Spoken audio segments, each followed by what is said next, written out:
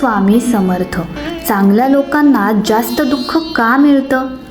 कधी कधी मनुष्याच्या मनात एक प्रश्न नक्की येतो, मी कोणाचं वाईट केलं नाही तरी माझ्याच आयुष्यात इतके कठीण प्रसंग का येतात?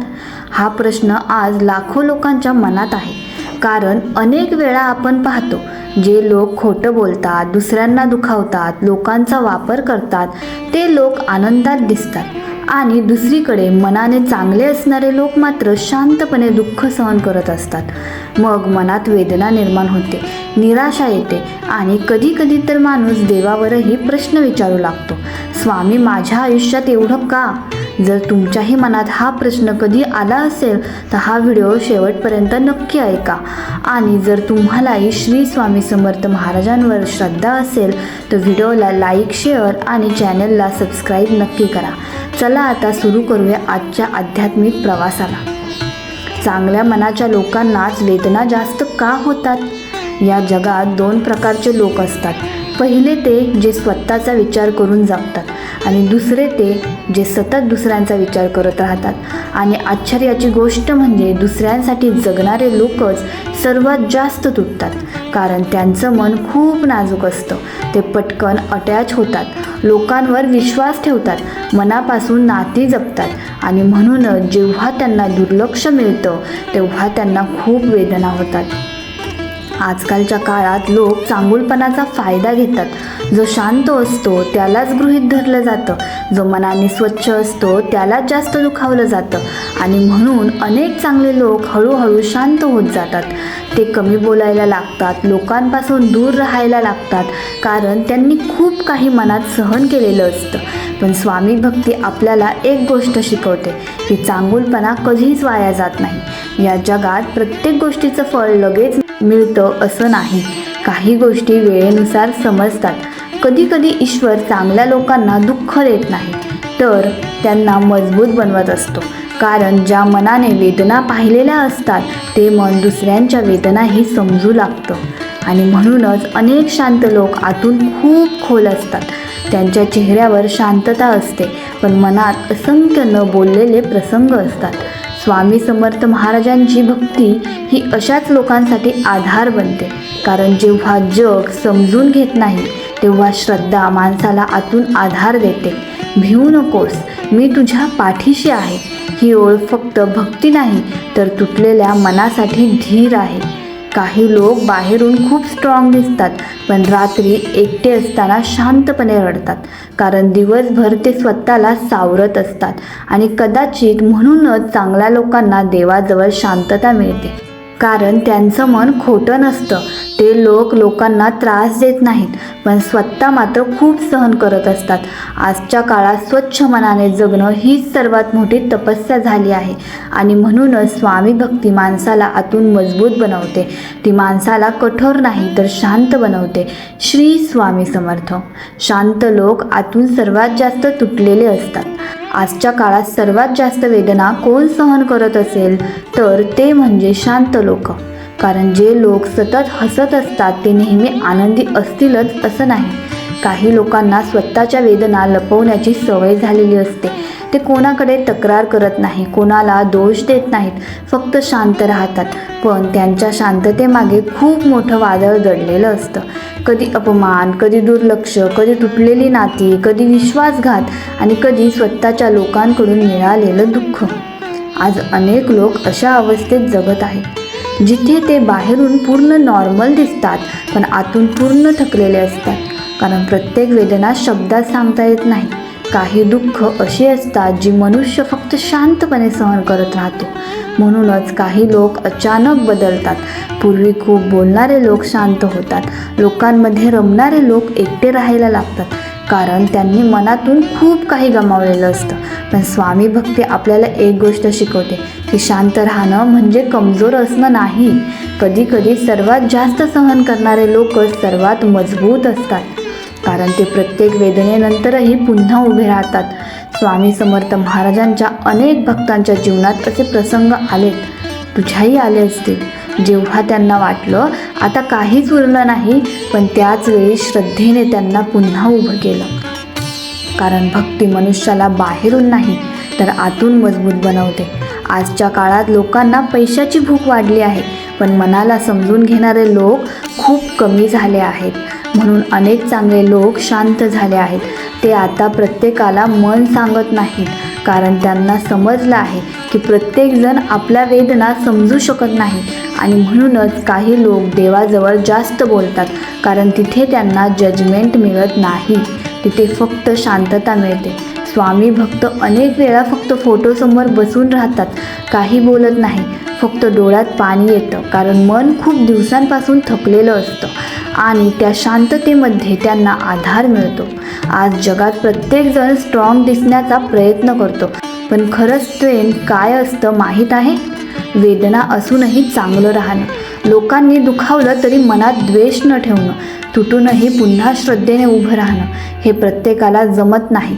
म्हणूनच स्वामी भक्ती ही फक्त पूजा नाही, ती मनाला पुन्हा जिवंत करण्याची शक्ती आहे. भिवू नकोस, मी तुझ्या पाठीशी आहे, ही ओळ जेव्हा तुटलेलं मन ऐकतं तेव्हा त्याला वाटतं किमान कुणीतरी माझ्यासोबत आहे. आणि कधी कधी माणसाला जगण्यासाठी एवढाच आधार पुरतो. श्री स्वामी समर्थ. जास्त सहन करणारे लोक शेवटी शांत का होतात?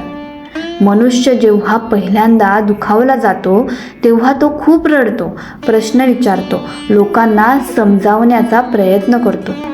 पण हळूहळू जेव्हा त्याच्यावर पुन्हा पुन्हा वेदना येतात तेव्हा तो बदलायला लागतो. तो कमी बोलतो, कमी अपेक्षा ठेवतो आणि शेवटी पूर्ण शांत होतो.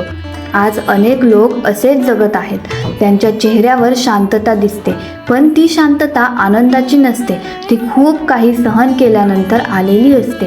कारण काही लोकांना आयुष्य खूप लवकर शिकवतं की प्रत्येकाला आपलं मन सांगायचं नसतं, प्रत्येकावर विश्वास ठेवायचा नसतो आणि प्रत्येक नातं कायमचं राहत नाही.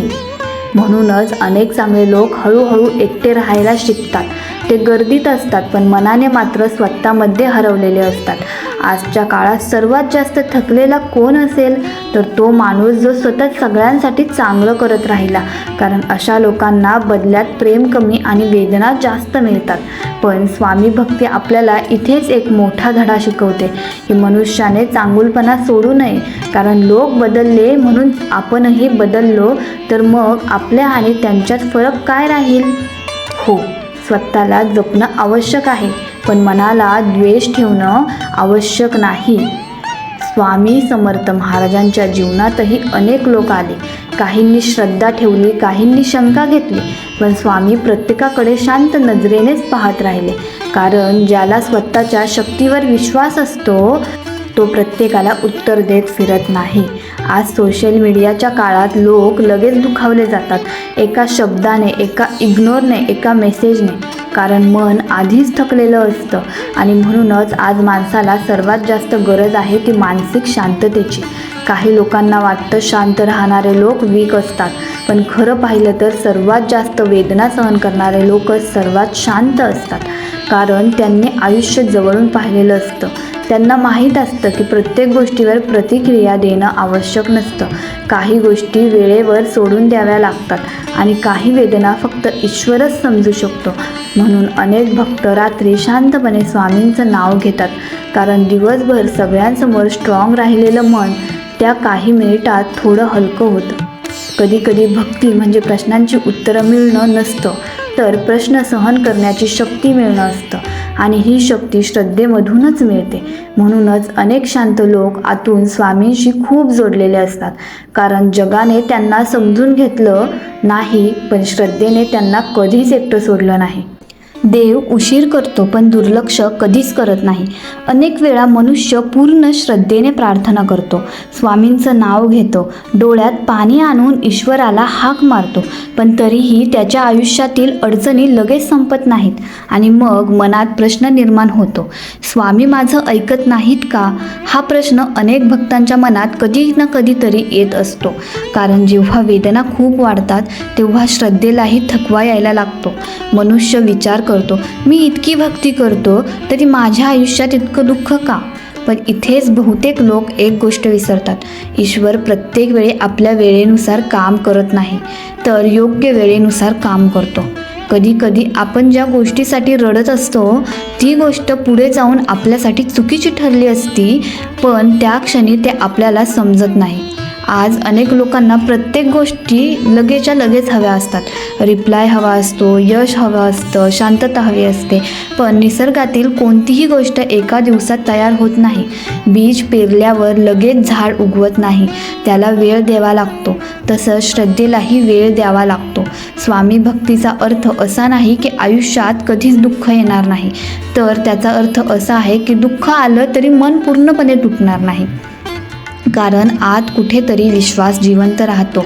स्वामी आहेत ही भावना माणसाला पुन्हा उभं करते. काही वेळा माणूस खूप प्रार्थना करतो पण परिस्थिती बदलत नाही. मग तो हळूहळू शांत होतो आणि त्या शांततेमध्ये त्याला जाणवतं की कदाचित स्वामी परिस्थिती बदलण्याआधी मला मजबूत बनवत आहेत. कारण जर मनुष्य आतून मजबूत नसेल तर सुखही त्याला टिकवून शकत नाही. आज अनेक लोक बाहेरून आनंदी दिसतात पण छोट्याशा प्रसंगाने तुटून जातात. कारण स्ट्रेंथ ही पैशातून येत नाही, ती अनुभवातून येते. आणि काही अनुभव इतके कठीण असतात की त्यानंतर मनुष्य पूर्ण बदलून जातो. तो आधीसारखा राहत नाही, तो जास्त शांत होतो, जास्त खोल विचार करायला लागतो आणि हळूहळू त्याला समजू लागतं की आयुष्यात प्रत्येक गोष्ट आपल्या मनासारखी घडणं आवश्यक नसतं. काही वेळा जे घडत नाही त्यामध्ये हे ईश्वराची कृपा दडलेली असते. म्हणूनच स्वामी भक्त कितीही कठीण काळ आला तरी श्रद्धा पूर्णपणे सोडत नाही. कारण त्यांना माहीत असतं की उशीर होऊ शकतो पण स्वामी दुर्लक्ष कधीच करत नाही. काही उत्तरं वेळेनुसार मिळतात, काही वेदना वेळेनुसार कमी होतात आणि काही गोष्टीचा अर्थ वर्षांनंतर समजतो.